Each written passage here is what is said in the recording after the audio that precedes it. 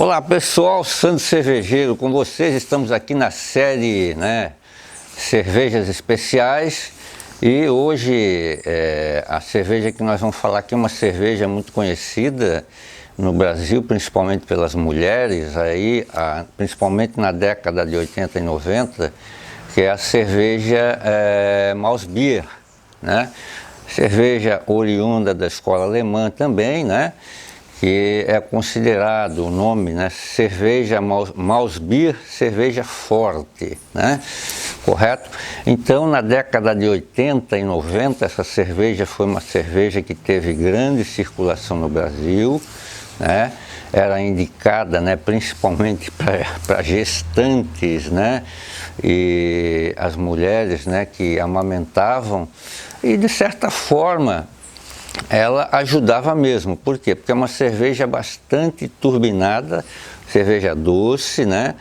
Muitas vitaminas, muitas proteínas, muito carboidratos, o que é bom realmente para a produção do leite materno, correto? E também uma cerveja com teor alcoólico leve, né? Vai de 0 a 4%, né?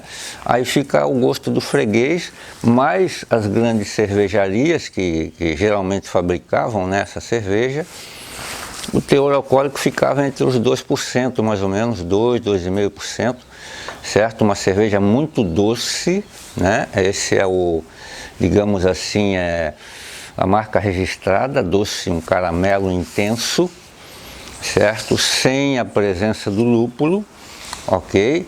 Então, uma cerveja muito apreciada, não só pelas mulheres, mas pelos homens também. Muita gente gostava, eu também tomei muito nessa cerveja aí. Hoje ela sumiu um pouco do mercado. Temos algumas aí que aparecem de vez em quando, mas a escala industrial, né, ela caiu bastante, né? Lógico, a gente entende porque você adequar o processo de produção para uma produção baixa, realmente o custo, né, eleva o custo de produção. Então as cervejarias grandes que fabricam essa cerveja acabam, lógico, priorizando as cervejas que têm mais saída, correto? Então sumiu um pouco das prateleiras aí na nossa década atual agora, né, dos anos 2000, mas anos 80 e 90 realmente era um ícone aí, certo? E era bem apreciada essa cerveja, correto? Então, o que falar desta cerveja? Na verdade, é uma cerveja fácil de fazer em casa, né? Para quem faz cerveja em casa é muito fácil. Por quê? Porque primeiro você tem que fazer uma cerveja, né? Uma cerveja, digamos assim, uma cerveja mais leve, ou uma American Blonde Ale, ou uma Pilsen menos carregada em álcool. Isso a gente pode manipular. Eu posso tranquilamente fazer uma Pilsen com 2%, 2,5% de teor alcoólico, ou uma American Blonde Ale também, né, com teor alcoólico bem baixo, e aí fazer o complemento que a cerveja Malzbier exige, né? Então você faz uma cerveja normal, utiliza lá o malte base lá e faz a sua cerveja com teor alcoólico mais baixo, matura, fermenta e matura a cerveja. E aonde entra os ingredientes para Malzbier? Entra depois da fermentação, certo? Como é que a gente faz isso? Você inclui xarope de açúcar, ou seja, eu vou dar essa receita ainda para vocês aí, mas eu só explicando, né, o que é a Malzbier.